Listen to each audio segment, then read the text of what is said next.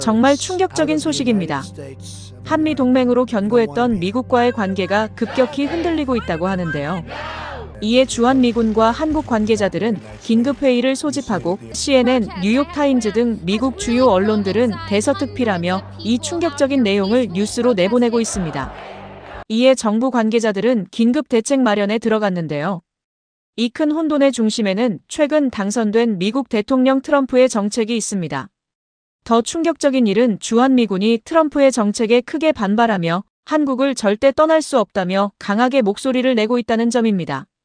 도대체 미군들이 왜 한국을 떠나기 싫어하는 걸까요?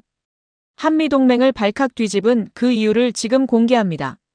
저는 미 육군 대령 윌리엄 스펜서입니다. 미 국방부에서 아시아와 태평양 전략 분석관으로 복무 중이죠. 30년 군 생활 동안 이라크, 아프가니스탄에서 복무했지만 이상하게도 한국만큼은 한 번도 가본 적이 없었습니다. 데이터와 보고서로만 한국을 판단했죠. 텍사스 출신인 저는 항상 직설적으로 의견을 말해왔습니다. 왜 우리가 70년이 넘도록 한국에 주둔해야 하는가? 국방부 회의에서 제가 자주 던진 질문이었죠. 제 사무실 벽에는 납세자의 돈을 아껴라라는 문구가 걸려있을 정도니까요. 그런데 오늘 아침 백악관에서 터진 폭탄 선언은 저의 하루를 완전히 뒤바꿔 놓았습니다. 대통령이 주한미군 철수 가능성을 언급한 것이죠. CNN, 뉴욕타임즈, 모든 주요 언론이 한미동맹 균열 소식을 앞다투어 보도하고 있었습니다. 한국은 이제 충분히 강합니다.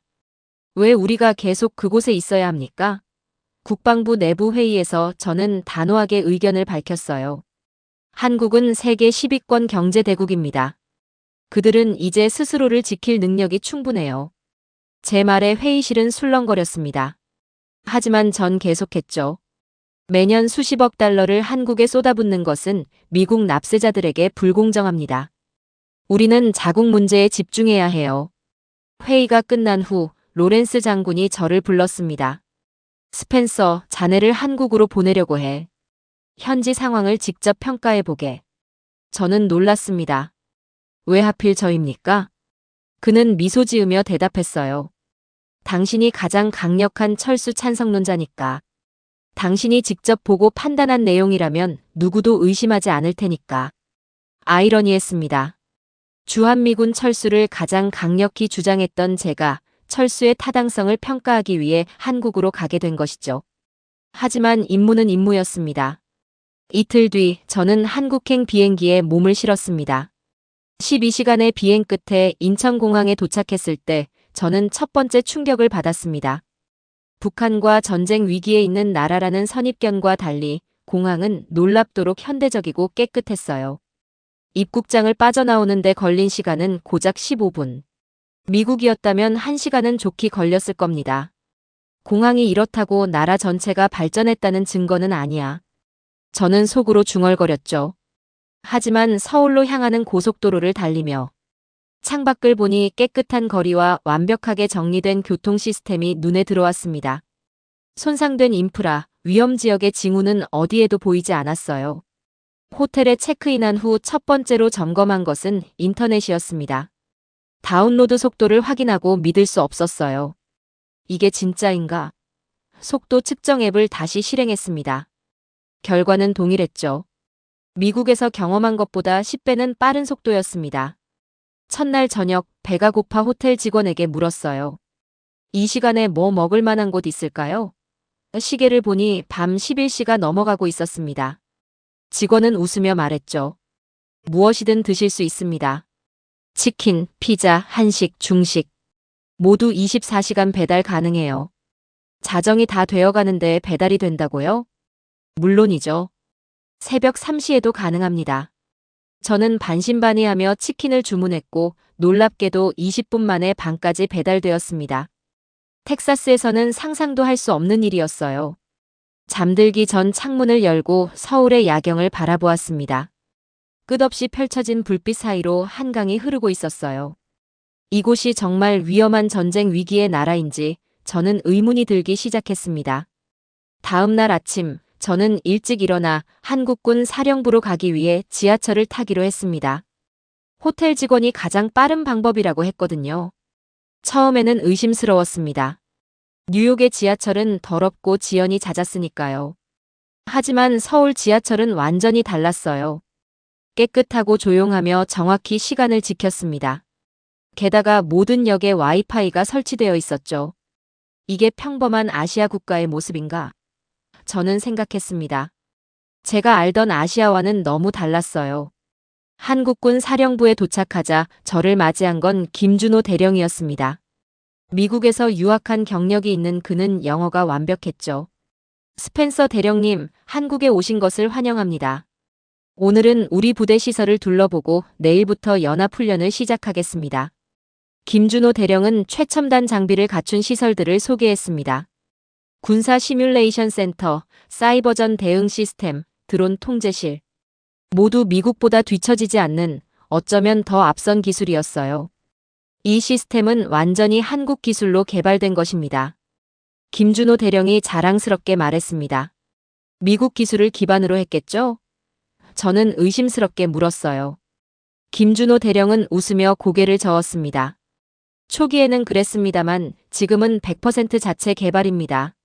사실 몇몇 분야에서는 우리가 미국보다 앞서 있어요. 저녁 식사 자리에서 저는 조금 뜨끔했습니다. 다른 한국군 장교들이 마치 제 생각을 읽기라도 한 듯 질문을 던졌거든요. 스펜서 대령님은 주한미군 철수를 지지한다고 들었습니다. 아직도 같은 생각이신가요? 침묵이 흘렀습니다. 저는 외교적으로 대답했어요. 그건 단순한 경제적 관점에서 나온 의견입니다. 모든 측면을 고려한 것은 아니었죠. 북한이 어제 또 미사일을 발사했습니다. 다른 장교가 말했어요. 우리는 항상 전쟁의 위험 속에 살고 있습니다. 제 얼굴이 뜨거워졌습니다. 하루 종일 본 한국의 발전상과 평화로운 모습에서는 전쟁의 그림자를 전혀 느낄 수 없었거든요. 다음 날 연합훈련이 시작됐습니다.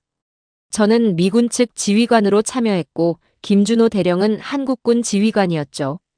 전술 시뮬레이션이 첫 번째 과제였습니다. 훈련은 북한의 기습 공격 상황을 가정했어요. 저는 자신있게 미군의 표준 대응 전략을 지시했습니다. 하지만 시뮬레이션 결과는 충격적이었어요. 미군의 대응은 한국군의 전략에 완전히 무력화되었습니다. 이게 어떻게 가능하죠? 저는 혼란스러워했어요. 김준호 대령은 차분하게 설명했습니다. 우리는 수십 년간 북한과 대치하며 이 지형에 맞는 전략을 개발해왔어요. 미국의 표준 전략은 여기서 효과적이지 않습니다. 오후에는 실전 훈련으로 산악 행군이 있었습니다. 저는 자신 있었습니다. 텍사스에서 특수 훈련을 받았으니까요. 하지만 한국의 험한 산길에서 한국군 장병들은 마치 산악염소처럼 움직였고 미군 부대는 뒤처지기 시작했어요. 훈련이 끝나고 숙소로 돌아오는 길에 저는 깊은 생각에 빠졌습니다. 겨우 이틀 만에 제 확신은 흔들리고 있었어요. 한국은 제가 생각했던 그런 나라가 아니었습니다. 더 강하고 더 발전되어 있었죠. 그날 밤 저는 노트북을 열고 워싱턴으로 보낼 첫 보고서를 작성했습니다. 처음에는 한국은 미국의 지원 없이도 충분히 강합니다라고 시작했지만 잠시 고민한 후 지웠어요. 대신 한국 상황은 예상보다 복잡합니다라고 썼습니다. 일주일이 지났습니다. 매일 한국군과 연합훈련을 하면서 저는 점점 더 한국의 군사력에 놀라고 있었어요. 그런데 더 충격적인 발견은 미군 내부에서 일어나고 있었습니다. 평택 미군 기지를 방문했을 때 저는 젊은 미군 병사들과 베테랑 장교들을 따로 만나 이야기를 나눴습니다. 결과는 흥미로웠어요. 솔직히 말해보세요. 여러분은 한국에서 철수하고 싶은가요? 신참 병사들에게 물었습니다. 네, 당연합니다. 한 병사가 즉시 대답했어요. 이곳은 너무 멀고 가족과 떨어져 있는 것도 힘듭니다. 다른 병사도 고개를 끄덕였습니다. 미국으로 돌아가는 것이 좋겠죠. 한국 음식도 적응하기 어렵고요. 하지만 3년 이상 한국에서 근무한 베테랑들의 반응은 완전히 달랐습니다. 철수? 절대 안 됩니다. 해리스 중령이 단호하게 말했어요. 한국은 우리에게 전략적으로 너무 중요합니다. 게다가 다른 장교가 덧붙였습니다. 한국에서의 삶은 미국보다 더 편리해요. 범죄율도 낮고 의료 시스템도 좋고 대중교통은 말할 것도 없죠. 한 상사는 심지어 이렇게 말했습니다. 제 계약이 끝나면 전역 후 한국에 정착할 계획입니다. 이미 서울의 아파트를 알아보고 있어요. 이 말을 듣고 저는 깜짝 놀랐습니다. 미국인이 왜 한국에 정착하려고 하죠? 기회가 더 많기 때문입니다. 그가 대답했어요. 영어 강사로 시작해서 스타트업을 할 계획이에요. 한국은 지금 창업하기 좋은 나라니까요. 저는 그날 밤 호텔로 돌아와 생각에 잠겼습니다. 왜 처음 와서 적응하기 어려워하는 미군들과 오래 거주한 미군들의 의견이 이렇게 극명하게 나뉘는 걸까요? 그들이 알고 있는 한국의 무엇이 이런 차이를 만드는 걸까요? 다음 날, 저는 현지 행정 시스템을 경험해 보기로 했습니다. 한국의 행정 서비스가 효율적이라는 소문이 있었거든요. 주한미군 관계자를 통해 서울시 한구청을 방문했습니다. 이것이 주민센터입니다. 안내원이 설명했어요. 한국 국민들은 이곳에서 거의 모든 행정 서비스를 받을 수 있습니다. 저는 한 시민이 업무를 처리하는 과정을 지켜봤습니다. 그는 키오스크에서 번호표를 뽑고 5분도 채 안 돼서 공무원과 상담을 시작했어요. 15분 후 모든 서류 처리가 완료되었습니다. 워싱턴에서는 이런 일에 하루가 걸릴 수도 있습니다. 저는 중얼거렸어요. 점심시간, 저는 직접 한국의 배달 앱을 사용해 보기로 했습니다. 몇 번의 터치만으로 점심이 주문되었고 정확히 25분 후 구청 로비에 음식이 도착했어요. 결제는 모바일로 이미 완료된 상태였습니다. 이런 효율성이 어떻게 가능한 거죠? 저는 안내원에게 물었습니다. 디지털 인프라 덕분입니다. 그가 대답했어요. 한국은 IT 인프라에 일찍부터 투자했고 정부 서비스도 거의 다 디지털화되어 있습니다. 저녁에는 강남 지역의 스타트업 센터를 방문했습니다. 활기찬 젊은이들이 다양한 기술 프로젝트에 몰두하고 있었어요. 놀랍게도 그 중에는 미국인들도 여럿 있었습니다. 한국이 실리콘밸리보다 스타트업하기 좋은 점이 뭐죠? 한 미국인 창업자에게 물었습니다. 속도입니다. 그가 미소 지으며 말했어요. 한국은 모든 것이 빠르게 움직여요. 의사결정, 제품 출시, 소비자 반응. 미국에서 6개월 걸릴 일이 여기선 1개월이면 됩니다. 호텔로 돌아오는 길에 저는 생각했습니다. 이것이 미군 베테랑들이 한국을 떠나지 않으려는 이유일까요? 그들은 미국보다 더 효율적이고 편리한 시스템에 이미 적응한 것일까요? 11차, 저는 국방부에 두 번째 보고서를 제출했습니다. 이번에는 좀 더 신중하게 썼어요. 한국의 군사력과 경제력은 예상을 크게 상회합니다. 주한미군 철수 결정은 좀 더 심도 있는 검토가 필요합니다. 그날 오후 워싱턴에서 화상회의를 요청해 왔습니다. 화면 너머로 제 상관인 마이클 로렌스 장군의 표정이 심각해 보였어요. 스펜서, 당신은 원래 철수 찬성론자였잖아. 무슨 일이 있었나? 저는 솔직하게 답했습니다. 장군님, 직접 보니 상황이 다릅니다. 한국은 우리가 보고서로만 알던 나라가 아니에요. 대통령은 이미 철수 쪽으로 기울고 있네.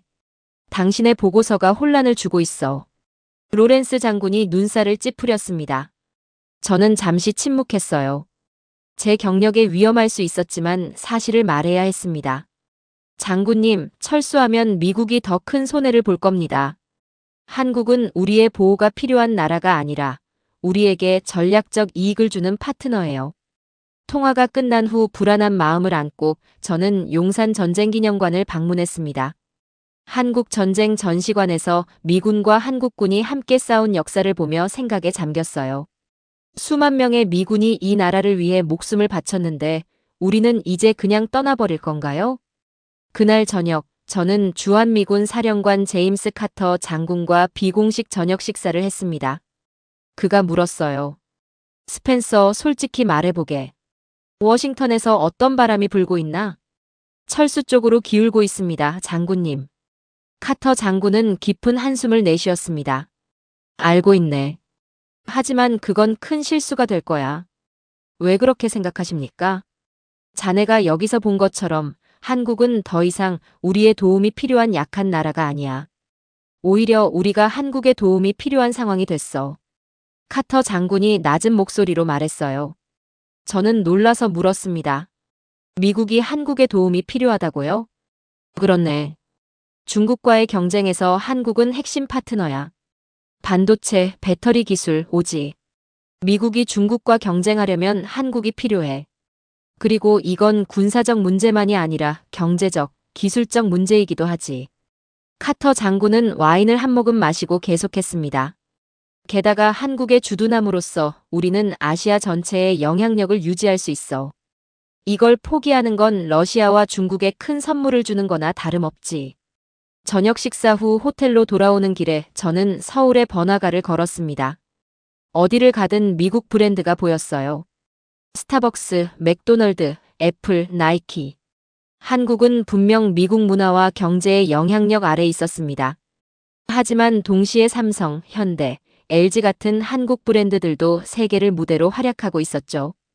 이건 일방적인 관계가 아니야. 저는 중얼거렸습니다. 우리가 한국을 보호하는 게 아니라 서로가 서로를 지탱하고 있어. 다음 날 아침, 저는 주한미군 병사들의 일상을 더 깊이 이해하기 위해 부대 식당에서 아침을 먹기로 했습니다. 그곳에서 만난 미군 병장은 놀라운 이야기를 들려주었어요. 대령님, 솔직히 말씀드리면 처음에 저도 한국에 오는 걸 싫어했습니다. 하지만 지금은 계약이 끝나도 여기 남고 싶어요. 왜 그런가요? 한국에서 제 아내를 만났고 이곳의 삶이 좋아졌어요. 밤에 걷는 것이 두렵지 않고 의료비도 미국보다 훨씬 저렴합니다. 무엇보다 아이를 키우기 좋은 환경이에요. 이런 이야기는 그날 하루 종일 계속 들었습니다. 장기 주둔 미군들 중 상당수가 한국에 정착하고 싶어 했어요. 그들에게 한국은 더 이상 낯선 외국이 아니라 새로운 기회의 땅이었습니다. 저는 다시 한번 생각했습니다. 우리가 철수를 결정한다면 그것은 정말 누구를 위한 결정일까요? 2주 차에 접어들며 저는 워싱턴으로부터 중요한 소식을 들었습니다. 국방부 내에서 주한미군 철수 논의가 심화되고 있다는 내용이었죠. 아직 공식 발표는 아니었지만 내부적으로는 철수 시나리오가 구체적으로 검토되고 있었습니다. 저는 긴급하게 워싱턴으로 화상 보고를 요청했어요. 이번엔 국방장관까지 참석한 고위급 회의였습니다. 스펜서 대령, 당신의 현재까지의 평가를 듣고 싶네. 국방장관이 말했습니다. 저는 목을 가다듬고 시작했어요. 장관님, 주한미군 철수는 미국의 국익에 심각한 손실을 가져올 것입니다. 이건 한국만의 문제가 아닙니다. 회의실이 갑자기 쥐 죽은 듯 조용해졌습니다. 국방장관의 표정이 굳어졌어요. 자네가 한국에 보내진 이유는 철수를 정당화할 근거를 찾기 위해서였네, 스펜서. 그렇다면 잘못된 사람을 보내신 겁니다, 장관님. 저는 단호하게 답했습니다. 제가 본 한국은 우리의 지원이 필요한 나라가 아니라 우리에게 필수적인 전략적 파트너입니다. 중국과의 기술 경쟁, 북한 견제, 아시아 전체에서의 영향력. 이 모든 것이 주한미군 주둔과 맞닿아 있어요. 로렌스 장군이 끼어들었습니다. 스펜서, 당신의 경력을 걱정하네. 고위층은 이미 철수 쪽으로 기울고 있어. 제 경력보다 국익이 중요합니다. 저는 떨리는 목소리를 진정시키며 말했어요. 저는 한국에서 놀라운 것을 발견했습니다. 주한미군 장병들이 전역 후에도 한국에 남으려고 한다는 사실을요. 그들은 코리안 드림을 꿈꾸고 있습니다. 코리안 드림이라고? 국방장관이 비웃듯이 말했습니다. 네, 장관님. 미국인들이 더 나은 삶을 위해 한국에 가고 싶어하는 현상입니다.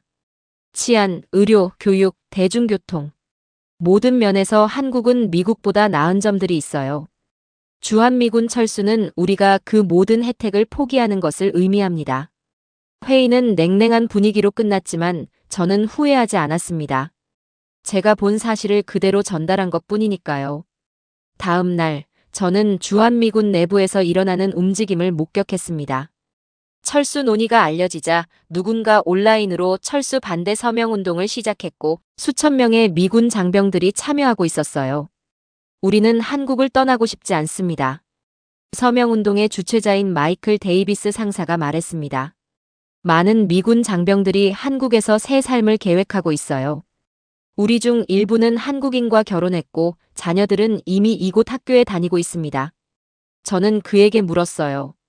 상사님, 정확히 얼마나 많은 미군이 전역 후 한국에 남고 싶어 하나요?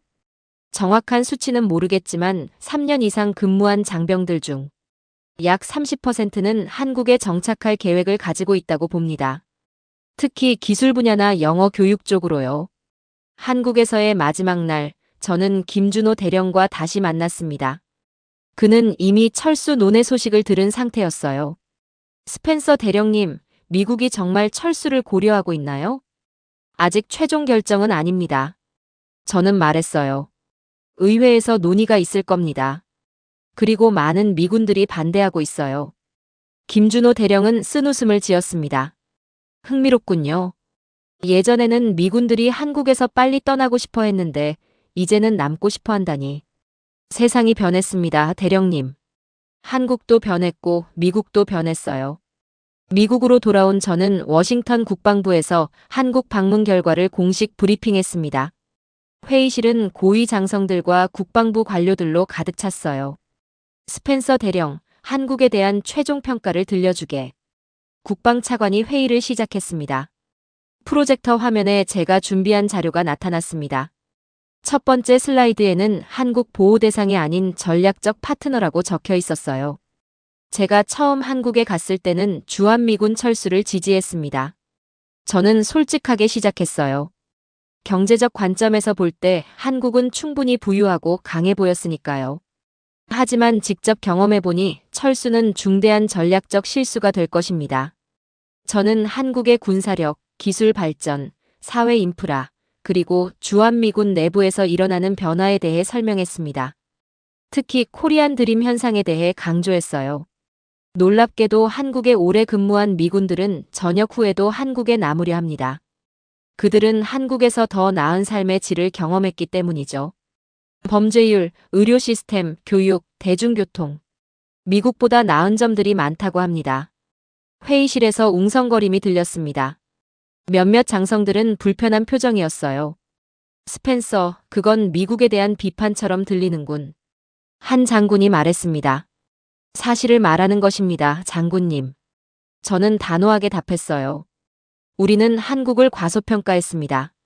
1950년대 전쟁으로 폐허가 된 나라의 이미지에 갇혀 있었죠. 하지만 오늘날 한국은 세계 10위권 경제대국이며 기술 분야에서는 미국의 중요한 경쟁자이자 파트너입니다. 브리핑 후 개인적으로 로렌스 장군이 저를 불렀습니다. 그의 사무실은 펜타곤의 가장 깊숙한 곳에 있었어요. 스펜서, 자네 보고서가 국방부 내에서 파장을 일으키고 있네. 그가 말했습니다. 대통령에게도 전달됐어. 저는 긴장했습니다. 저의 경력에 문제가 될까요? 로렌스 장군은 웃었습니다. 반대일세. 대통령이 자네를 직접 만나보고 싶어 하시네. 내일 백악관으로 가게. 다음 날, 저는 믿을 수 없는 경험을 했습니다. 대통령과의 비공개 면담이었어요. 대통령은 제 보고서에 깊은 관심을 보였습니다. 스펜서 대령, 솔직히 말해보게. 우리가 한국에서 철수한다면 정확히 무엇을 잃게 되나? 저는 준비한 답변을 했습니다. 첫째, 아시아 전체에서의 군사적 영향력입니다. 둘째, 중국 견제를 위한 최전방 기지를 잃습니다. 셋째, 첨단 기술 분야에서 중요한 파트너십이 약화됩니다. 그리고 마지막으로 미군 장병들에게 매우 가치 있는 해외 근무 경험의 기회를 빼앗는 것입니다. 대통령은 잠시 생각에 잠겼습니다. 흥미롭군. 그 코리안 드림이라는 현상에 대해 더 자세히 말해보게. 네, 대통령님. 이것은 제가 직접 목격한 현상입니다. 한국에 3년 이상 근무한 미군들 중 약 30%가 전역 후 한국에 정착하길 원합니다. 그들은 영어 강사, 창업가, 심지어 한국 대기업 직원으로 새 삶을 시작하고 있습니다. 미국인들이 더 나은 삶을 위해 한국을 선택한다고? 대통령이 놀란 표정으로 물었어요. 네, 정확히 그렇습니다. 한국의 치안, 의료, 교통, 교육 시스템이 그만큼 매력적이기 때문입니다. 미국보다 더 좋은 점들이 많다고 합니다. 대통령은 메모를 하며 고개를 끄덕였습니다. 알겠네. 자네의 보고서와 의견은 매우 가치 있었어. 철수 논의는 좀 더 신중하게 재검토해 보겠네. 백악관에서 나온 저는 깊은 안도감을 느꼈습니다. 최소한 제 의견이 최고 위층에 전달되었다는 사실이 기뻤어요. 하지만 동시에 고민도 깊어졌습니다. 국방부에서의 제 위치는 어떻게 될까요? 철수 찬성론자였던 제가 갑자기 입장을 바꾸었으니까요. 그날 저녁 뜻밖의 전화가 걸려왔습니다. 한국에서 만났던 김준호 대령이었어요. 스펜서 대령님, 워싱턴에 오게 되었습니다. 한미 합동군사위원회 참석차요. 시간이 되신다면 함께 식사라도 할 수 있을까요? 저는 기꺼이 동의했습니다. 다음 날 저녁, 우리는 워싱턴의 한 한식당에서 만났어요. 어떻게 지내시나요, 스펜서 대령님? 한국에서 돌아오신 후 변화가 있으셨는지요? 저는 웃으며 대답했습니다. 한국 음식이 그립더군요. 그리고 한국에서의 경험이 저의 관점을 완전히 바꿔놓았습니다. 김준호 대령은 진지한 표정으로 물었어요. 철수 논의는 어떻게 진행되고 있습니까? 아직 결정된 것은 없습니다. 하지만 저는 반대 의견을 강하게 표명했어요. 철수는 미국에게도 손실이 될 겁니다. 김준호 대령은 안심한 듯 웃었습니다. 감사합니다, 스펜서 대령님. 사실 오늘 만남에는 다른 목적도 있습니다. 제안을 하나 드리고 싶어요. 제안이라고요? 저는 호기심이 생겼습니다. 김준호 대령은 와인을 한 모금 마시고 조용히 말했어요. 스펜서 대령님, 당신은 한국과 미국 양쪽을 모두 이해하는 몇 안 되는 미국 장교 중 한 분입니다. 한미연합사령부에서 당신의 역할이 필요합니다. 연합사령부요? 제가 한국으로 다시 파견된다는 뜻인가요? 그렇습니다. 물론 승진과 함께요. 준장으로 진급하여 연합사 부사령관 자리를 맡으실 수 있습니다. 저는 잠시 말을 잊었습니다. 준장 진급은 제 경력에서 큰 도약이었어요. 하지만 그건 한국으로 돌아간다는 의미이기도 했죠. 생각할 시간이 필요합니다. 제가 말했어요. 물론입니다. 하지만 이것이 단순한 군사적 파견이 아니라는 점을 알아주셨으면 합니다. 이건 한미동맹의 미래를 위한 중요한 역할입니다. 식사를 마치고 집으로 돌아오는 길에 저는 깊은 생각에 잠겼습니다. 한국으로 돌아간다는 것은 무엇을 의미할까요? 미국에서의 제 경력, 텍사스에 있는 제 집, 그리고 편안한 생활. 모두 뒤로 하고 가야 합니다. 그날 밤, 저는 한국에서 찍은 사진들을 다시 보았습니다. 서울의 야경, 한강공원에서 조깅하는 모습, 그리고 한국 장교들과 함께 찍은 사진들. 그때의 기억이 선명하게 떠올랐어요. 다음 날 아침, 저는 국방부에서 새로운 소식을 접했습니다. 대통령이 주한미군 철수 논의를 무기한 연기하기로 결정했다는 내용이었죠.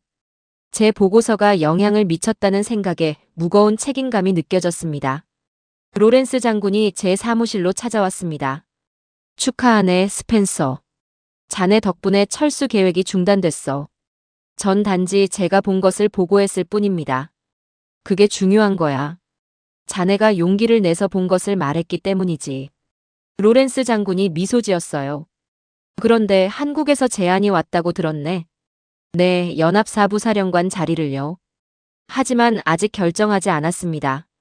내 충고를 들어볼 텐가? 로렌스 장군이 진지한 표정으로 말했습니다. 기회를 놓치지 말게. 한국은 미국의 미래의 중요한 파트너야. 거기서의 경험은 자네 경력에 큰 도움이 될 거네. 일주일 후 저는 결정을 내렸습니다. 한국행을 수락하기로 한 거죠. 준장 진급 명령서에 서명하며 저는 새로운 여정의 시작을 실감했어요. 출발 전날 밤 텍사스 고향집에서 마지막 밤을 보내며 창밖을 바라보았습니다. 넓은 들판과 서부의 별이 빛나는 하늘. 제가 자라고 사랑했던 곳이었죠. 하지만 이상하게도 서울의 빽빽한 고층 건물들과 한강의 야경이 더 그립게 느껴졌습니다. 이게 코리안 드림인가? 저는 중얼거렸어요. 미국인이 더 나은 삶을 위해 한국을 선택하는 현상. 한국으로 돌아가는 비행기 안에서 저는 준비해온 계획들을 검토했습니다. 한미 연합훈련 강화, 기술 협력 확대, 문화 교류 증진. 이제 제 목표는 단순히 군사적인 것을 넘어 두 나라의 관계를 더 깊게 만드는 것이었어요. 인천공항에 도착했을 때 김준호 대령이 마중 나와 있었습니다. 이제는 김준호 준장이 되어 있었죠. 스펜서 준장님, 다시 한국에 오신 것을 환영합니다. 그가 웃으며 말했어요. 돌아오니 좋군요, 김 준장. 저도 웃으며 대답했습니다. 차를 타고 서울로 향하는 길에 저는 창밖을 내다보았어요. 지난번 방문 때와 같은 풍경이었지만 이번에는 더 익숙하게 느껴졌습니다. 마치 집으로 돌아온 것 같은 기분이었어요. 무엇이 당신을 다시 한국으로 오게 했습니까? 김준호 준장이 물었습니다. 저는 잠시 생각하다 답했어요. 미래입니다. 한국에서 저는 미국의 미래를 보았습니다. 효율성, 안전, 기술 혁신. 우리가 배워야 할 것들이 많지요. 흥미롭군요. 우리는 수십 년간 미국에서 배웠는데 이제는 역할이 바뀌고 있다고요? 그렇습니다. 세상은 변했어요. 이제는 서로에게 배우는 관계가 되어야 합니다. 연합사령부에서의 첫날, 저는 공식적으로 부사령관으로 취임했습니다. 미국과 한국의 장교들이 함께 모인 자리에서 짧은 연설을 했어요. 오늘 저는 두 나라의 다리가 되겠다는 약속을 드립니다. 과거 우리는 한국을 지켜준다는 생각을 가졌습니다. 하지만 이제는 서로가 서로를 지키는 동등한 파트너가 되었습니다. 저는 그 파트너십을 더욱 강화하기 위해 최선을 다하겠습니다. 취임 후 몇 개월 동안 저는 한국 사회에 더 깊이 스며들었습니다.